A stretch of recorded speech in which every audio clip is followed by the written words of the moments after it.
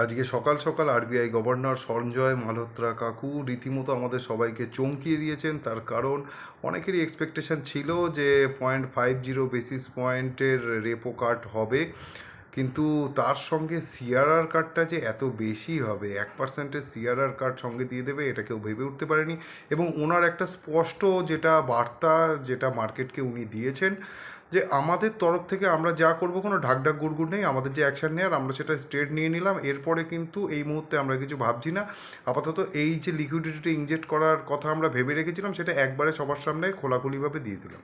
এইবার মার্কেটের কাজ হচ্ছে এই পুরো বিষয়টাকে ডাইজেস্ট করা।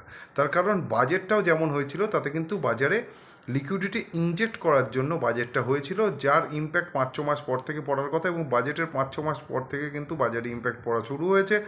এবং এই যে আজকে যেটা ঘোষণা হলো, আগামী 5-6 মাসের মধ্যেও কিন্তু এর ইম্প্যাক্টটা বাজারে আসতে চলেছে। সুতরাং যেটা বোঝা যাচ্ছে, বাজার এক্ষুনি নিচে আসার জন্য অনেকেই অপেক্ষা করে আছেন ঠিকই, কিন্তু বাজার সেরকম কিছু দেখছে না। সাইডওয়েজ টু ওপরের দিকে যাওয়ার সম্ভাবনাই বাজারে সব থেকে বেশি থাকছে। এখন আমাদের যেটা করতে হবে, বাজার যেদিকে যেতে চাইছে নিজেদেরটা না চালিয়ে বাজারকে রেসপেক্ট করে সেই মতো করে নিজেদের পজিশন বানিয়ে যেতে হবে। বাদবাকি আরবিআই মনিটর পলিসি আজকে যেটা হয়েছে সেটা অভূতপূর্ব এবং চমকপ্রদও বটে।